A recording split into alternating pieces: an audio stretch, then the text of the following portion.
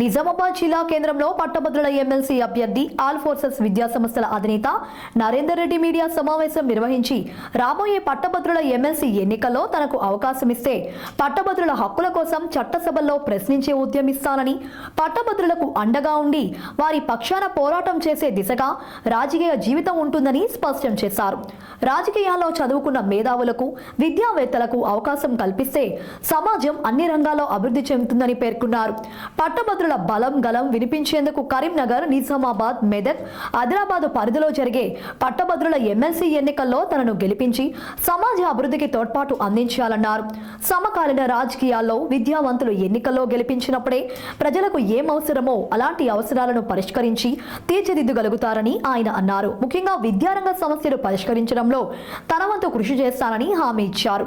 సమాజ అభివృద్ధి కోసం అర్హులైన పట్టభద్రులు తప్పనిసరిగా తమ ఓటు హక్కును పొందాలని ఆయన సూచించారు.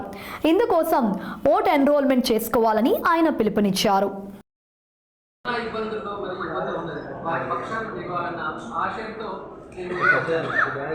అంతేకాకుండా ప్రైవేట్ విద్యా సంస్థల్లో పనిచేస్తున్న సిబ్బంది కూడా వాళ్ళ తరఫున కూడా ఆలోచించాల్సి ఉంది.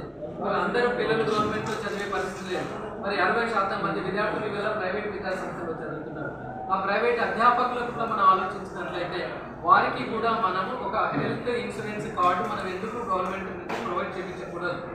ఇవాళ అన్ని వర్గాల వారు లబ్ధి పొందుతున్న ఈ పరిస్థితుల్లో మరి హ్యూమన్ రిసోర్సెస్ని, మానవ వనరులను ఉత్పత్తి చేసే ఈ ప్రైవేట్ అధ్యాపకులు, ఉపాధ్యాయుల పట్ల మనం ఎందుకు అది చేస్తున్నామని ఆలోచన కొద్ది వారికి కూడా గవర్నమెంట్తో తప్పకుండా హెల్త్ కార్డ్స్ ఇచ్చే విధంగా మేము చేస్తామని చెప్తున్నాం.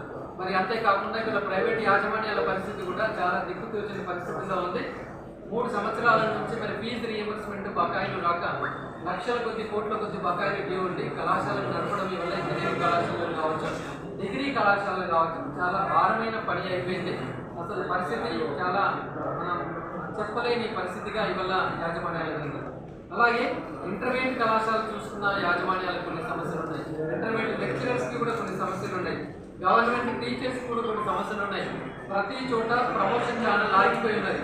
ఇవాళ ఎంఈఓలకి ప్రమోషన్ ఆగిపోయింది. ఎంఈఓల నుంచి డిప్యూటీ డిఈఓలకి ప్రమోషన్లు ఆగిపోయింది. డిప్యూటీ డిఈఓల నుంచి డిఈఓలకు కూడా ఛానల్ ప్రమోషన్లు ఆగిపోయినాయి. ఈ మధ్యనే రేవంత్ రెడ్డి గారి ఆధ్వర్యంలో చొరవ తీసుకుని ప్రమోషన్లు కొన్ని క్లియర్ అయినాయి. బట్ ఇంకా కూడా క్లియర్ కావాల్సిన చాలా ఉన్నాయి. తర్వాత వాళ్ళ డిఏలు కూడా 4 పెండింగ్ అలాగే ఉన్నాయి. తర్వాత వాళ్ళ ఏరియాస్ కూడా ఉన్నాయి. వాళ్ళ ఉద్యోగుల పక్షాన్ని చూసినా వల్ల కొన్ని సమస్యలు ఉన్నాయి. కాబట్టి ఈ ప్రకారంగా ఉద్యోగులకు కానీ, నిరుద్యోగులకు కానీ బాధ్యతగా నిలిచే ఒక ఎమ్మెల్సీ క్యాండిడేట్ ఈ పట్టభద్రుల ఎమ్మెల్సీ క్యాండిడేట్ తప్పకుండా మరి నన్ను గెలిపించినట్లయితే ఈ పట్టభద్రుల పక్షాన నేను నిలుస్తూ మరి 34 సంవత్సరాల నుంచి సుదీర్ఘమైన అనుభవం విద్యా వ్యవస్థలతో మరి ఎంప్లాయీస్ ఉన్న నేను తప్పకుండా న్యాయం చేయగలనే నమ్మకం నాకు ఉంది.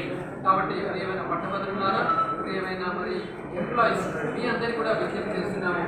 ఈ నెల 30వ తేదీ నుంచి ఎన్రోల్మెంట్ ప్రక్రియ స్టార్ట్ అవుతుంది. మనం ఇంత ఎర్లీగా ఎందుకు క్యాంపెయినింగ్? ఇది నాట్ క్యాంపెయినింగ్, ఓటు ఏమని క్యాంపెయినింగ్ కాదు. ఇది ఎన్రోల్మెంట్ చేసుకోవాలన్న ఒక అవేర్నెస్లో భాగంగా ఈరోజు ప్రింటింగ్ మీకు రావడం జరిగింది.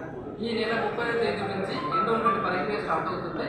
ఇది నవంబర్ 6వ తేదీకి ముగుస్తుంది. నవంబర్ 6 తర్వాత కొత్తగా ఎవరు కూడా మళ్ళీ ఓటు హక్కు పొందడానికి అవకాశం ఉండదు. కాబట్టి ప్రియమైన పట్టభద్రులారా, నవంబర్ 6వ తేదీలోగా మీరందరూ కూడా ఎన్రోల్ చేసుకోవాల్సిందిగా కోరుతున్నాం. దీనికి మరి మా తరఫున అన్ని జిల్లా కేంద్రాల్లో మా ఆఫీసులు మేము ఏర్పాటు చేస్తున్నాము. కాబట్టి తప్పకుండా మా వాళ్ళని అప్రూవ్ చేయనట్లయితే అన్నీ కూడా మీ తరఫున మేము ఆన్లైన్లో ఎంటర్ చేయడం కావచ్చు, ఆఫ్లైన్లో సబ్మిట్ చేయడం కావచ్చు, ఇవన్నీ కూడా మేము బాధ్యత తీసుకుంటాం. దీనికి కావాల్సిన అర్హతలు గ్రాడ్యుయేషన్ 2021 మరియు దానికంటే ముందుగా 5 ఉండాలి. BA, BCom, BSc, BTech, B.Pharmacy ఇలాంటి వాళ్ళందరినీ కూడా మనం డిగ్రీ అని చెప్తున్నాము. 2021 మరియు దానికంటే ముందు పట్టా ఉన్న వాళ్ళు మాత్రం దీనికి అర్హులు. దీనికి కావాల్సినవి ఆధార్ కార్డు జిరాక్స్, తర్వాత voter ID card xerox, degree certificate xerox and 1 colour photo. ఇది ఫామ్ ఫిల్అప్ చేసి మా ఆఫీసులో సబ్మిట్ చేసినట్లయితే ఈ 30వ తేదీ నుంచి ఆన్లైన్ ప్రక్రియ స్టార్ట్ కాగానే మేము ఓటర్ నమోదు కార్యక్రమం మీకు పూర్తి చేసి మీకు సహకరించగలనుకుంటున్నాం. మరి ఏమైనా పట్టభద్రులారా, గత సంవత్సరం ఉన్న ఆ ఎన్రోల్మెంట్ని ఈ సంవత్సరం 4 రెట్లుగా ఎన్రోల్మెంట్ పెంచాలి. ఎందుకంటే ఎక్కువ మంది పట్టభద్రులు ఓటు హక్కుతో ఉన్నట్లయితే ఎక్కువ కాంపిటీషన్ ఉంటుంది. అప్పుడు ఒక మంచి నాణ్యమైన ఒక లీడర్ని మనం ఎన్నుకోవడానికి కూడా అవకాశం ఉంటుంది. నన్నే ఎన్నుకోమని నేను ఇప్పుడు చెప్పట్లేదు. మీరందరూ ఓట్లు పొందండి. అప్పుడు మీకు ఎవరు నచ్చితే, ఎవరు విద్యార్థికుడు, ఎవరు అధ్యాపకుల పట్ల నిలుస్తారు, ఎవరు నిరుద్యోగుల పట్ల నిలుస్తారు, ఎవరి రికార్డు ఎలా ఉంది, ఈ మనిషి అసలు ప్రవృత్తి ఎలా ఉంది, ఈ మనిషి క్యారెక్టర్ ఎలా ఉంది, ఇంతకుముందు ఏమైనా నిబద్ధతతో కలిగి ఉన్నాడా, ఇవన్నీ ఆలోచించి మనం ఎన్నుకోవడానికి చాలా సమయం ఉంది, ఇంకో 6 నెలలు. కాబట్టి పట్టభద్రులారా ముందుగా అందరూ కూడా ఎన్రోల్ చేసుకోవాల్సిందిగా నేను విజ్ఞప్తి చేస్తున్నాను.